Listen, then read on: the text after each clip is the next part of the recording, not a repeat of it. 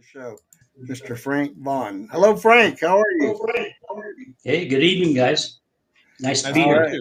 right. you. Good to have you. Uh, we wanted to, this is a topic that's been on my mind for a while now, and basically, uh, I remember when it first came onto the scene, and back when the Tea Party was starting, and I was intrigued by the movement. At first, I didn't quite understand it, but over time, I've learned what the actual goals are, and so we wanted to bring it onto the show so our audience could get educated on the topic. So tell us a little bit about yourself, and just kind of apart from what I said on the bio, just kind of give us a little background on what's going on with the movement, and what you've been up to in particular. We know were you at the event in Colorado in Woodland Park? No, I personally was not. Okay, so we met a couple of your other compatriots there, and they had a pretty good setup. So a lot of people were getting information about that. Um, So our folks know this is a very active movement that you're going to want to know a lot more about. how long have you been involved with Convention of States?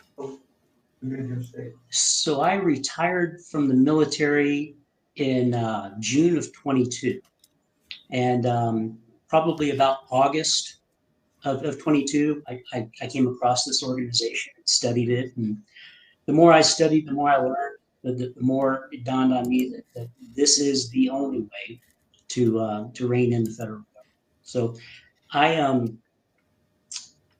I we're like you indicated, we're a grassroots organization. We're in all 50 states, and we're looking to use Article 5 of the Constitution to rein in the federal government. That's the premise of our movement.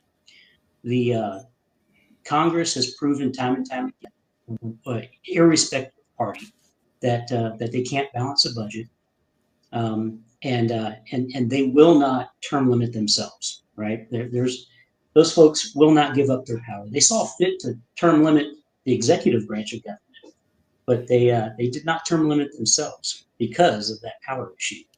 The Right. um, it's a very challenging and dynamic situation in the times that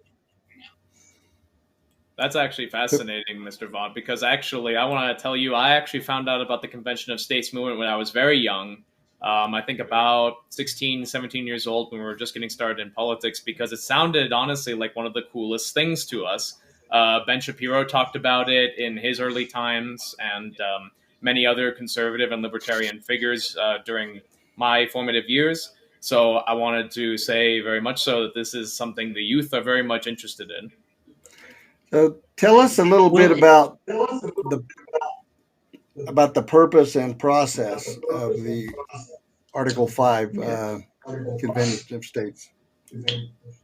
so we have to thank the founders for giving us this tool.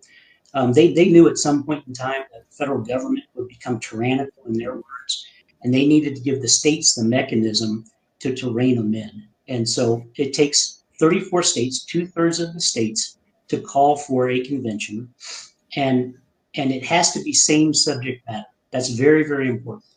There have been hundreds of calls for a convention, but we've never had one because of the same subject matter requirement. So in our organization, we're looking for a balanced budget amendment. We're looking to reduce the scope and power of the federal government. And we're also looking to term limit Congress and the federal bureaucrats. So we have 19 states that have signed on to this. 5 more states have passed in one chamber or the other. It requires both chambers to pass the resolution. And then once the resolution is passed, it is sent up to Congress as an application. And Congress aggregates those applications, verifies subject matter requirements, and that each one of the states has the same subject matter that would aggregate to the two-thirds requirement for 34 states. And then once we get to 34 states, Congress will call a state's convention. They have a ministerial role to play in this, where they call the time and place of the first meeting, and then the states will, all 50 states will come together and have this all important conversation about rating the federal government. So speak to the process in Congress, because I've heard different feedback saying that even if you're successful in gaining the 2/3 states and they've all signed on to it, that there's nothing that guarantees that the Congress will call the Article 5 convention. Is that correct? Yeah, there's a lot of fear mongering. When you have knowledge, there is no fear, right? So I would encourage everybody to educate themselves. Okay, and when you take time to educate yourself, all you need is common sense and some critical thought. In the Constitution itself, under Article 5, it requires Congress. It doesn't ask it. It's a requirement in the Constitution. They are required to do so. So Okay. this notion that they don't really want to do it, it's constitutionally required. It's irrelevant whether they want to do it or not, in which case, folks, keep that in mind. Well, so the other, to be honest with you, they don't want to do it. Okay, they don't want to, because the states will rein them in and reduce the scope and power of the federal government. And I believe we were sold on the idea already, Frank. I will tell you that right now. I believe we were already sold on the idea. so the other, we just need to get 34 states. The other feedback that you hear is that somehow the how did I put it? Somehow that it could turn into a quagmire, if you will, in the sense that, well, if you open Pandora's box, they could do anything. And you know, I know enough about it, I guess. Correct me if I'm wrong, but this is a very focused movement that would have an agenda that's already preset, and when the convention is called, it's not like an open convention where people could just bring in additional amendments or things that they want to implement. Correct? Is that am I reading that right? That's absolutely correct. It would be gabbled as non-germane, and would not be heard. You know, you hear a lot about, you know, the runaway convention, or they're going to do away with the Constitution. Article 5 is derived from the Constitution, and this Constitution mandate. So what will happen is, just like in any other state legislature, they'll come together. They'll select an individual to lead the group. They'll use like Robert's rules or Mason's, right? Just like any other state legislature could do. The states know how to do this. So we've been doing this forever. And I mentioned, you know, that there's never been a state convention, but we have had over 40 conventions of the states. Okay. And not one of those ever ran away, you know, or did any damage. Now, I'm sure there's going to be some vigorous debate, and there should be, right? And they'll break down and come to amendments that make sense. Because remember, I don't think I've mentioned this yet, but in order to get out of the proposal convention, a majority of the states have to vote the proposed amendments out of convention. And then those proposed amendments get ratified by 38 states. Okay, a very high bar. The founders wanted us to amend the Constitution with reason, not with passion, right? So this is a process, and we've been at this for 10 years, and we've got 19 states and 5 more on the way. But to the point that you speak of, it only takes 13 states to kill any one of these amendments, right? So it's just math, okay? So nothing crazy is going to come out of a convention. It's just just utilize some common sense and some critical thought, and you can come up with your own opinion. Very true, very true. As we often say, an obstacle is only a permanent problem if it forces you to never start at all. So what are some of the states that have been absolute total roadblocks? I'm guessing they're on the liberal side. And it's interesting. A quick statistic: the Trafalgar Group did a study for us, a survey, and it is true that a large portion of Republicans or conservatives support convention of states. I'll get the numbers exact here. 81% support. The 63% of independent voters support convention of states. But here's the interesting one: 50%, 50.2% of Democrats support convention of states, and 24.2% aren't sure. So if we educate those folks who aren't sure, we've got a majority of Democrats that support this. So this movement is growing, and I think people are starting to understand, and that's our passion. Our goal is to educate citizens and also educate state legislators as well. Okay. Very beautiful. So it's not about Republican or Democrat, it's about constitutionalism. Exactly. But here's the beautiful thing, and why I love this. Mitch McConnell and Chuck Schumer can't stand our organization because we want to take their power away from it. That's a badge of honor. And I That's love two that badges of honor. That's why I love this organization, and I volunteer so heavily for it.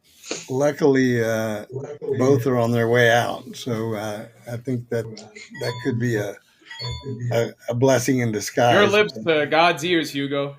Yeah. So, would it be correct to say that this thing birthed out of the desire to have term limits? Was that the catalyst that drove this thing at the beginning, or is it something else?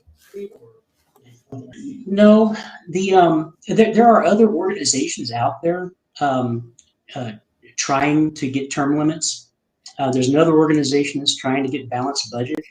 Convention of States is the only organization that has a three-pronged approach, because honestly, just term limits is not going to fix the problems we have in the federal government. Balanced budget would be nice. We're heading towards $38 trillion in debt in this country, which is just amazingly foolish. And interestingly, I looked it up before I came on. Medicare, Medicaid is the number one driver in our budget. Social Security is the second. The third line item is servicing our debt. Okay, it surpassed what we spend on the Department of Defense. Absolutely crazy. Far by far. Yep. And then the third one that I'm so passionate about is reduce the scope and size of the federal government. All three of these areas can affect the issues that we have in the federal government. So that's my pitch for why I support this organization. Okay. So what can the average citizen or activist out there, whether they're Republican or Democrat, what can they do to get involved or to support this movement and make sure that we get to this point? And I'll have a follow-up question to that. But what do you say to those that are out there and are kind of unsure about the movement, and what they want to know is, first of all, what is it? And number two, if they like what they hear, how can they get involved? So the first thing is educate yourself. And, involve yourself in the education process of convention of states and the Constitution, for that matter. The founders were brilliant in what they created here. And you can go to conventionofstates.com. That's conventionofstates, plural.com. And you can sign the petition right there on the front of our page. Or if you still want to do some more research, we have amazing content on the site that'll walk you through the process. And the more you educate yourself, you won't be fearful of the process. There are other individuals that constitutional scholars that have done some great work. Robert Nadelson has written a couple of wonderful books on the subject. He's actually the Supreme Court uses his work. Okay, that's how knowledgeable this guy is on Article 5 of the Constitution. But yeah, you can go sign that petition, and then you can go to our Take Actions tab and learn about the organization and how you can volunteer. We would love all comers to volunteer, and it's a lot of fun to learn about it. And our petition signing events that you had just mentioned earlier, it's just a lot of fun to talk to people about the Constitution and educate them on the process. And it's sad, but it is just true that a lot of folks don't understand this process. Okay, everybody knows that Congress can propose amendments, but people don't realize that the founders gave the states the same authority as Congress to propose amendments as well. So, and I would argue, you spoke about the runaway thing. I would argue that Congress would run away faster than a convention of states would. So, as you know, there's a huge youth movement happening right now. What is being done to educate the youth about this project? So, and I have to apologize. I don't remember the name of our organization, but we have folks at our national level that actually retain interns. Okay, teach them the process. The Patriot Academy, they utilize that aspect to teach the younger folks and get them engaged in the process. And if it pops into my head, I'll let you know what it is. But if you're a young individual, go to the website conventionofstates.com, sign the petition, hit the Take Action tab, and as soon as you do that, we'll be notified, and we'll reach out to you.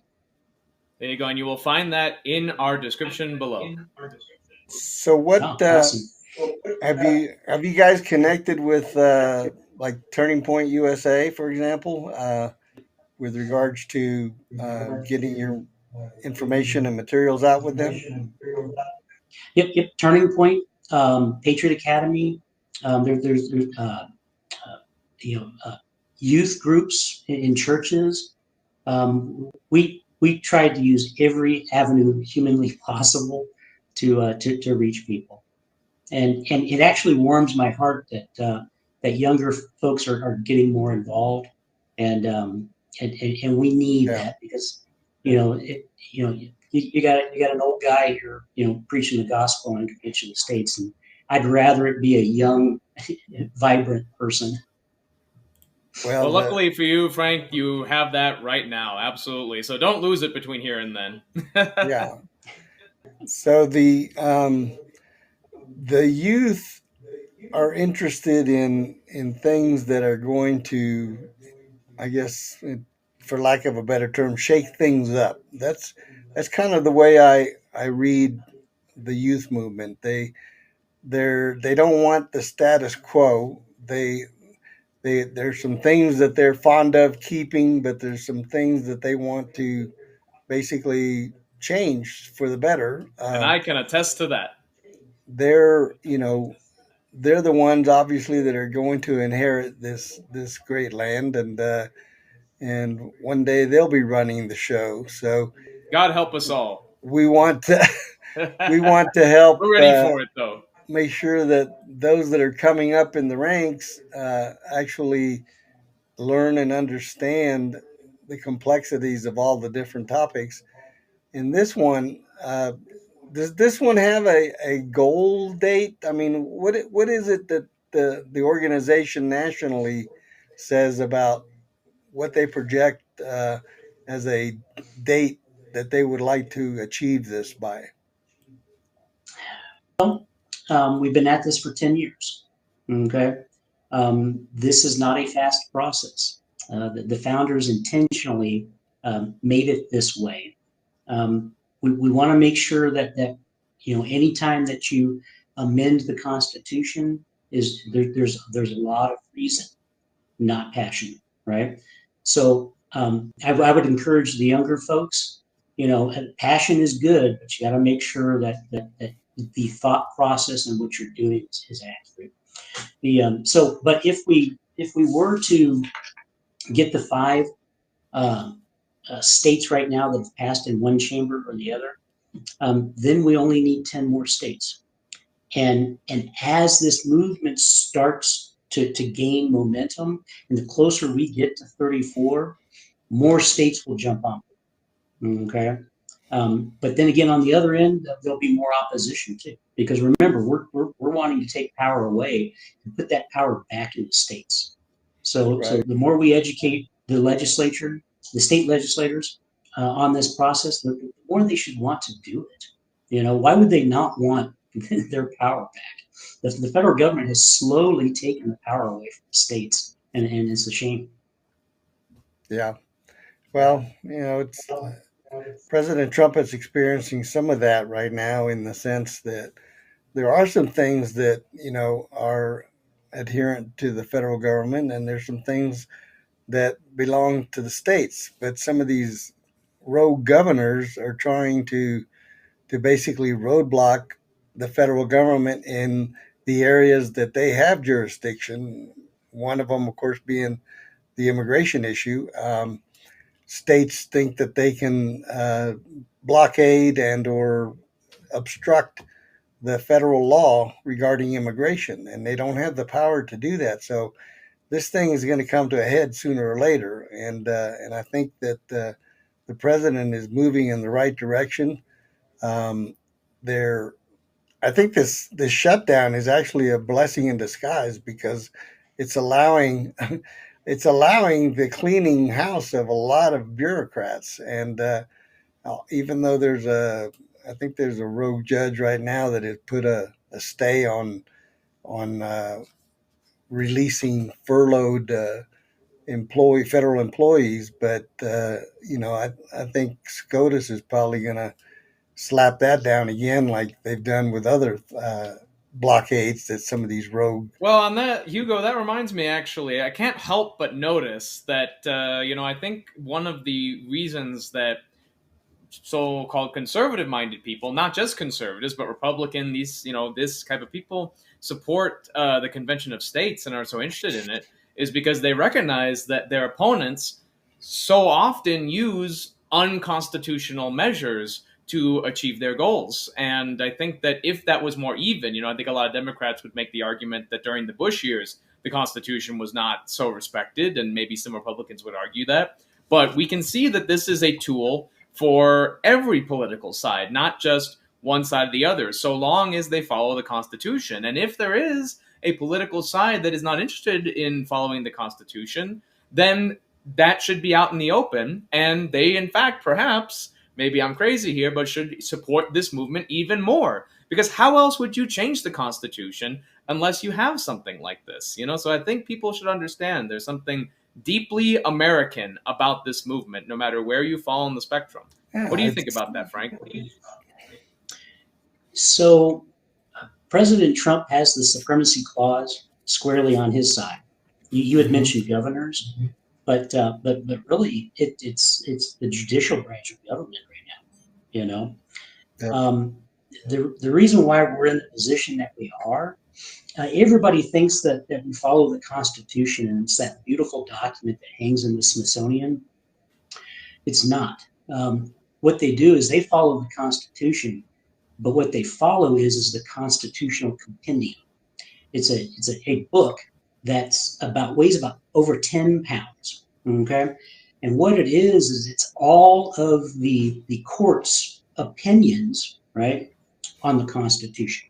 So, for example, the Supreme Court has looked at the welfare clause, for example, and they've interpreted it so broadly that the federal government can do just about anything it wants, and that's what needs to be tightened up.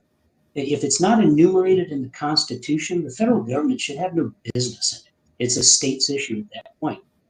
10th Amendment, right?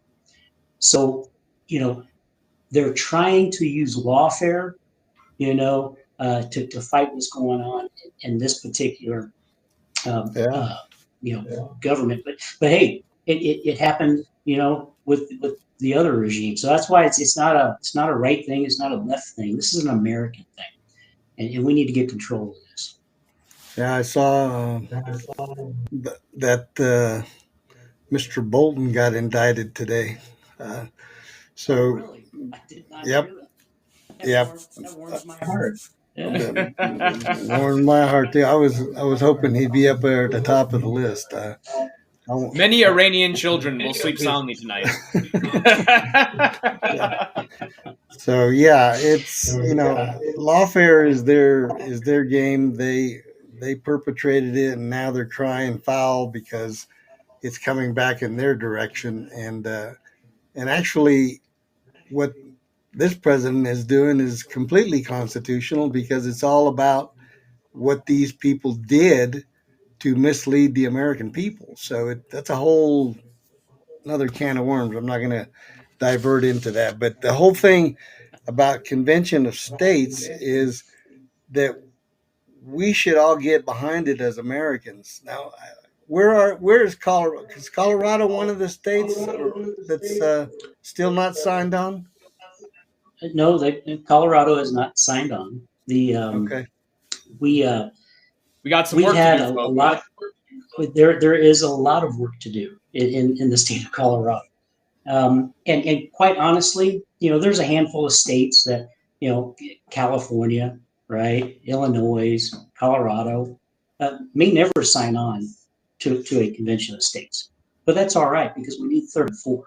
Okay, Right. once we reach 34, all 50 can participate.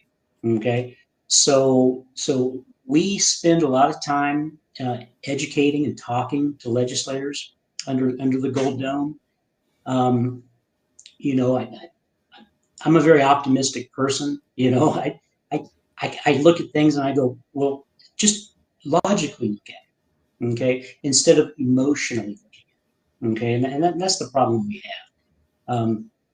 Those folks emotionally think about things, and this is more of a logical conversation. But a lot of work in Colorado to be done. So what is? Well, it sounds like we need some new young legislators up at the Capitol. Then hopefully we'll have that next year. Stay tuned, folks. Stay tuned. What are some of the more common objections that you hear from legislators that are opposed to it? Oh my goodness. We asked the right question. I try not to get too cranky about this, but I tell you, legislators don't understand the Constitution, and that's a crying That's shame. obvious. But when you look at this logically, they're just people too, right? They have a full-time job, being a representative, a state representative is it's challenging, right? Because you've got a full-time job, you might be a parent, you might have young kids, and you don't go through a constitutional law course to become a legislator. So a lot of them don't understand the process, and that's sad and scary at the same time. But that's what we do, right? We educate citizens and we educate legislators, and we want to bring this thing together. So What's the highest vote count that they've gotten in Colorado? Well, we have introduced the resolution a handful of times, three times, I believe, off the top of my head, and it's gone down on party line vote, right? The Republicans voted yes, the Democrats voted no, and we just have work to do with educating Democrats is really all it is, right? They don't understand the process. I had one legislator tell me that well, if we have a convention, they'll be able to do away with the Second Amendment. Yeah, that was Yeah. another one that I heard yesterday. Yeah. Yeah, good luck with that, right? First of all, when you're in the proposal convention, let's just say, for example, and we haven't really touched on how commissioners are sent to, but the state legislature selects the commissioners. Okay, and let's just say that Colorado chose poorly, right? And sent a commissioner that stood up in front of God and everyone and said, I propose we do away with the United States Constitution. Well, first of all, when everybody quit laughing, it would be gavelled as non-germane to the subject matter because that was not in the subject matter of the application. Right. But then again, that crazy No, notion sir, we would did have not come to, here to tear down society. yeah, but let's just say that it wasn't gavelled down, right? Well, then what would happen is a majority of the states at the convention would have to vote that nonsense out of it. It's just not going to happen, right? But Right. let's just say that weirder stuff happens, right? And that we had a majority of states say, yeah, that's a good idea. Then it would have to go to ratification. And 3/4 of the states, 38 states, would have to ratify it and say, yeah, we want to do away with the Constitution. How ridiculous is that? You know, when I say it out loud, we're all probably stupider from having heard it, right? But that's where I say critical thought and common sense, and do some studying and learning about this process, and you will have no fear. Very nice. Okay. I think that was a long-winded answer. I'm sorry. No, not at all. That's what we brought you on for. I just get passionate about the ridiculous stuff sometimes. So do we, sir. So do we. And our listeners and audience can attest to that. Yeah, and I think this is like you said at the beginning. This is an educational process because I run across so many people and I say, "Have you heard of Convention of States?" And they look at you like you're from Mars. What? What is that? Have you heard of Article 5? Article 5 of what? So that goes to the education. The Constitution is just not taught in our schools, and that's unfortunate. So we need to get that into the schools, but we also need to get, I think, our elected officials educated on the Constitution and have them understand what they're actually serving. That some of them think that they're out there serving some left wing agenda, but that's not what they are. It's not in their oath, and I don't think they pay attention to when they do their oath. To be honest with you, People paying attention to their jobs, pish posh. yeah. So, how can grassroots citizens get involved, and why is self government essential to preserving liberty? We can close out on that. So we have a wonderful republic. Okay, it's not a democracy; it's a representative republic. And Yep. those that argue that, I think is funny because I just tell them, well, if you just say the Pledge of Allegiance out loud, you'll have your answer, right? Mm-hmm. But we civically need to understand the Constitution, and we need to be our own self-governing body, right? But we need to take responsibility for our actions and our inactions. Okay, and we've lost that. Everybody wants to blame somebody else for their misfortune, right? That's not how this country was founded, right? You know, the old adage, they pull themselves up by their bootstraps. And we got to get back to that. So all of the government handouts and all of the foolishness surrounding that, that's just a way to get a hook into a person, right? If you're giving them free cheese, they're gonna stay there and eat the cheese, right? Yep. It starts with education, right? That's why I go back to the younger kids, man. That's an awesome thing that the younger generation is paying attention, and we need to be able to speak to them in a way that resonates with them. So that's why I love talking to younger folks about this. We were down at the state fair, and it was wonderful to see kids come up and say, "Hey, what's this all about?" You know, and we talked to them about it. And the great thing about it was they were like, "Well, I want to find more information out about it," and we're like, "Please, go do your homework, go do your research, and you'll be successful when you do." Yep. So did I get the question?